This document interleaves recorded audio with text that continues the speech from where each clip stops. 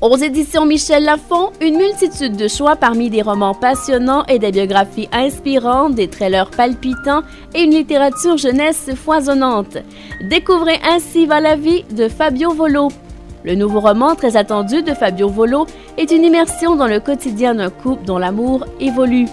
C'est aussi le récit de la crise qui peut s'ensuivre après l'arrivée d'un enfant. Après s'être aimé passionnément puis éloigné, est-il possible de retomber amoureux? Dans Ainsi va la vie, l'auteur de Te retrouver nous surprend encore avec son talent à faire vivre les sentiments, même les plus méconnus. Fabio Volo possède un don spécial pour transmettre des émotions et des images fortes avec des mots qui font rire, pleurer, réfléchir et aimer. Vous écoutez Samedi de lire avec l'auteur invité d'Amélie Boivin-Enfield. C'est maintenant le temps de la chronique littéraire en compagnie de la chroniqueuse Suzanne Dion. Bonjour Suzanne, vous allez bien? Très bien. Et on commence cette semaine avec un premier ouvrage publié chez Le Cartanier, c'est Le continent de plastique de David Turgeon. Ça raconte quoi, ça? Alors ça, c'est l'histoire d'un groupe d'amis qui sont tous docteurs en lettres, 5 docteurs en lettres, tous promis à un brillant avenir. Et 3 d'entre eux deviennent professeurs d'université. Un autre se met à voyager, à s'adonner à des activités plutôt obscures.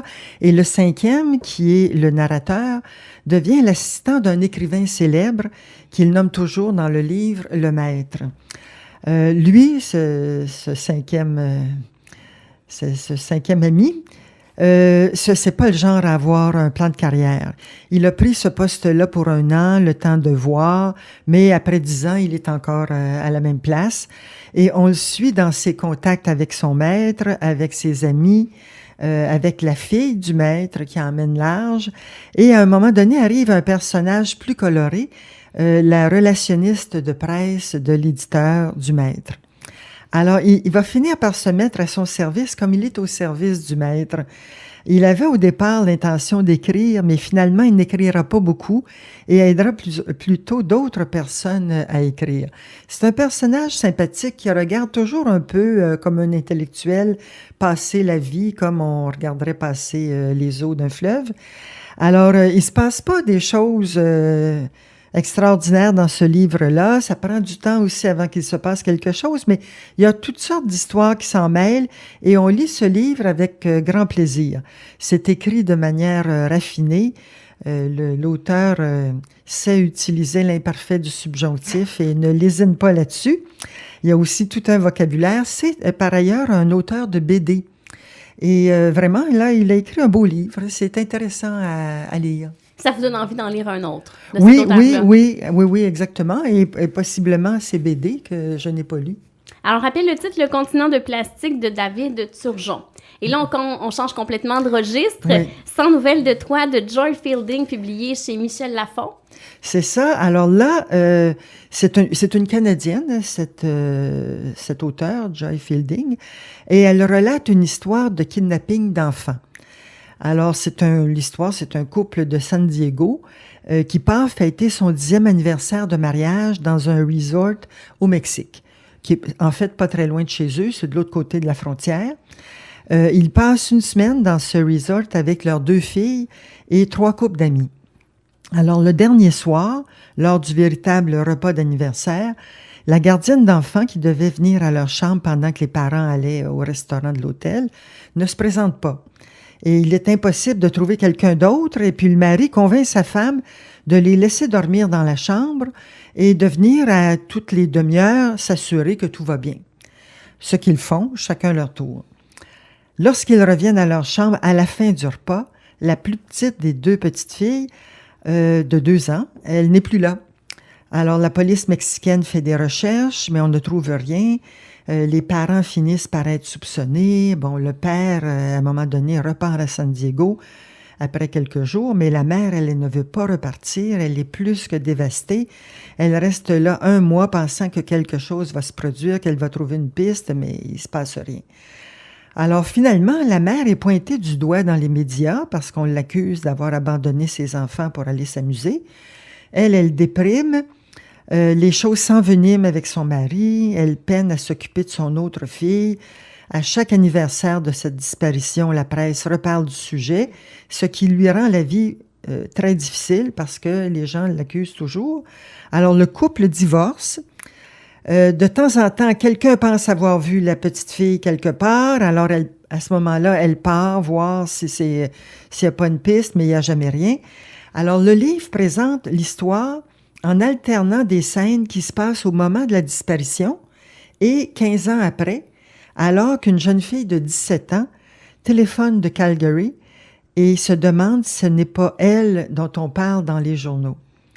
Alors, l'histoire est bien menée, elle est beaucoup centrée sur la mère de la disparue, mais il y a aussi des personnages secondaires intéressants, comme la grand-mère de la disparue qui est odieuse envers sa fille, l'autre fille qui avait 5 ans au moment de la disparition qui est vraiment dure avec sa mère, puis une galerie de personnages très réalistes. Alors, c'est prenant et ça se lit bien.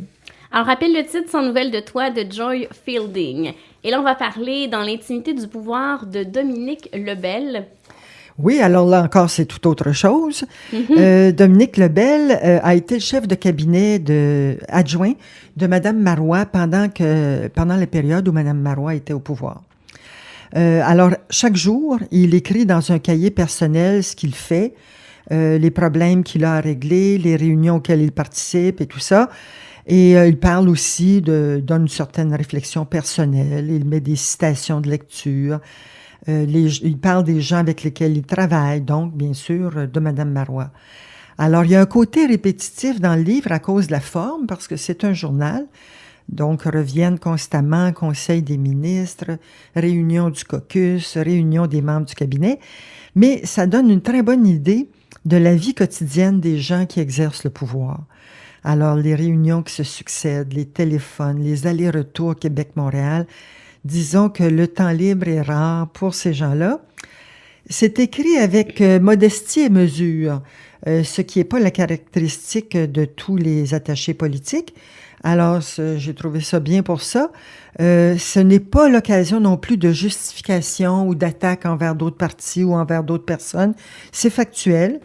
Ça éclaire sur la personnalité de Mme Marois. Alors, c'est intéressant si on s'intéresse à la politique. Et est-ce que ça s'est passé avant ou après les attentats qui ont eu lieu au Métropolis? Est-ce qu'on en parle? Après, oui, on en parle parce que c'est le début de l'entrée au pouvoir de Mme Marois. Oui, c'est ça. Alors, on en parle aussi là-dedans. Alors, rappelle le titre Dans l'intimité du pouvoir de Dominique Lebel. Et là, on termine avec le livre d'Aaron de Jim Shepard, publié aux éditions de l'Olivier. Oui, alors ça, c'est un très beau livre. Jim Shepard se base souvent sur des faits historiques pour ses récits. C'est le cas ici. L'histoire se passe dans le ghetto de Varsovie. Le narrateur est un jeune garçon de 12-13 ans et on le suit à partir du moment où l'Allemagne envahit la Pologne jusqu'à l'embarquement des Juifs dans les trains vers le camp d'extermination de Treblinka. Alors, on voit comment la population du ghetto a été affamée, volée, apeurée, réduite à un état d'animaux qui luttent pour leur survie, et comment, dans cette horreur, certaines personnes ont fait preuve d'immense grandeur. C'est le cas d'un médecin qui dirige avec une femme avec laquelle il a une relation très profonde, mais qu'on ne précise pas trop. Il dirige avec elle un orphelinat. Les deux pourraient obtenir un laissez-passer pour sortir de là, mais ils sont fidèles à leurs enfants. Ils ne veulent pas les abandonner au moment où les enfants ont le plus besoin d'eux. Alors, ils sont embarqués, tout le monde, là, vers Treblinka. Alors, c'est écrit dans un langage d'enfant. Ça rend le récit encore plus touchant, même si c'est un sujet qui a été beaucoup exploité par le cinéma et la littérature. Et il y a là un autre point de vue, une écriture particulière et des informations nouvelles aussi, parce que la liste des sources de Jim Shepard est impressionnante. L'ouvrage est très documenté, mais on ne sent pas la documentation, là. C'est une histoire touchante. John Irving a dit que ce livre se rangeait dans la lignée des chefs-d'œuvre essentiels sur l'Holocauste. Et vous recommanderiez ce livre-là à qui? Ah, ça peut être intéressant pour des jeunes comme pour des adultes. C'est touchant. C'est pas un livre non plus trop dur. Ben, il est extrêmement dur parce qu'on sait comment ces gens-là vont finir, mais c'est quand même quelque chose qui se lit bien. Alors, je Je pense que même des adolescents trouveraient ça intéressant. On n'est pas obligé de connaître tout ce qui s'est passé, toute Non. l'histoire pour comprendre. Non, l'ouvrage. c'est ça, exactement. Pour ceux qui en connaissent beaucoup, ben, ça apporte même des éléments nouveaux.